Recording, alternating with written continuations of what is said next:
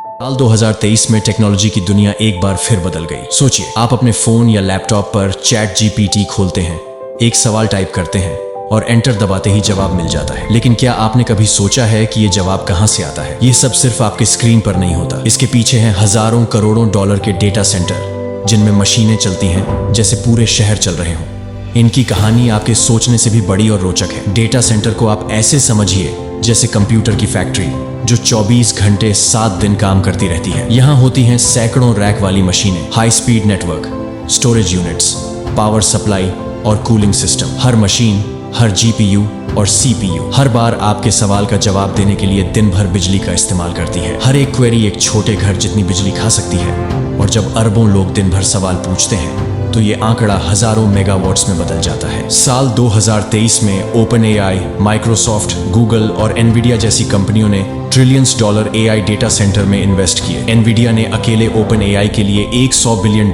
Invest किए, dollar का GPU support देने का वादा किया। हर कंपनी चाहती है कि उनका एआई सबसे तेज, स्मार्ट और भरोसेमंद हो। यह सिर्फ मशीनों को खरीदने और चलाने में ही खर्च नहीं है, बल्कि एक पूरी नई टेक्नोलॉजी क्रांति का हिस्सा है। डेटा सेंटर को आप छोटे शहर की तरह सोच सकते हैं। हर रैक में जीपीयू और सीपीयू चिप्स लगे होते हैं। ये चिप्स इतनी जल्दी गर्म हो जाते हैं कि अगर कूलिंग न हो तो सब सिस्टम जल सकते हैं। इसीलिए इनमें एयर कूलिंग, लिक्विड कूलिंग और भारी पावर सप्लाई जैसी व्यवस्थाएं होती हैं। साथ ही सिक्योरिटी भी सुपर टाइट होती है। बिल्डिंग में किसी अनधिकृत व्यक्ति का प्रवेश नामुमकिन होता है। एआई के लिए 2 चीजें जरूरी हैं। पहला, ट्रेनिंग, जब मॉडल को सिखाया जाता है और तैयार किया जाता है। ये हाई इंटेंसिटी प्रोसेस होता है, लेकिन सीमित समय के लिए। दूसरा, इन्फ्रेंस, जब आप सवाल पूछते हैं और एआई सोचकर जवाब देता है। ये प्रोसेस लगातार चलता है, 24 घंटे 7 दिन। चैट जीपीटी जैसे जनरेटिव एआई मॉडल पारंपरिक गूगल सर्च से 10 से 30 गुना ज्यादा बिजली खा लेते हैं। डेटा सेंटर इतने पावर हंग्री हैं कि अमेरिका में 2023 में इनका इस्तेमाल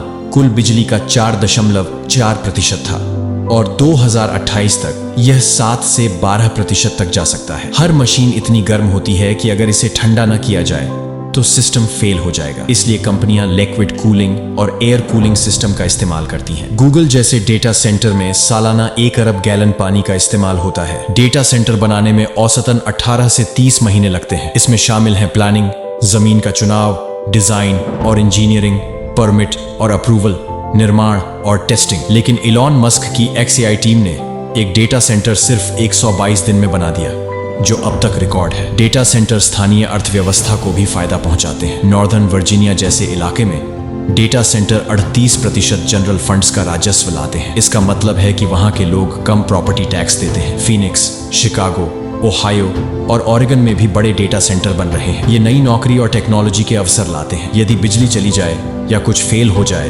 तो डेटा सेंटर में बड़े डीजल जनरेटर और बैकअप सिस्टम मौजूद होते हैं। भविष्य में बैटरी, हाइड्रोजन और नवीनीकृत ऊर्जा के विकल्प भी देखे जा रहे हैं। सभी बड़े डेटा सेंटर अब ट्रांसपेरेंट और कम पर्यावरण प्रभाव वाले बनने की कोशिश कर रहे हैं। बाजार के बड़े खिलाड़ी हैं Amazon AWS, Microsoft Azure, Google cloud, Oracle और मेटा। ये सभी एआई के लिए नए डेटा सेंटर बना रहे हैं और ट्रिलियंस डॉलर खर्च कर रहे हैं। इसके बावजूद डेटा सेंटर ब्लैकआउट नहीं पैदा करते, क्योंकि ग्रिड सालों पहले से प्लानिंग कर लेते हैं और डीजल जनरेटर्स केवल इमरजेंसी में इस्तेमाल होते हैं। तो अगली बार जब आप चैट जीपीटी या कोई एआई टूल इस्तेमाल करें, याद रखिए कि आपके स्क्रीन पर दिखने वाला जवाब हजारों मशीनों, बिजली, पानी और मेहनत का नतीजा है। एआई की दुनिया सिर्फ कोड और डेटा नहीं, बल्कि कंक्रीट, बिजली, पानी और सिलिकॉन चिप्स का भी है। जितना जल्दी हम इसे समझेंगे, उतना ही बेहतर हम इस टेक्नोलॉजी का फायदा उठा सकते हैं। अगर आपको ये वीडियो पसंद आया तो लाइक और सब्सक्राइब जरूर करें। अगली बार हम और भी रोचक एआई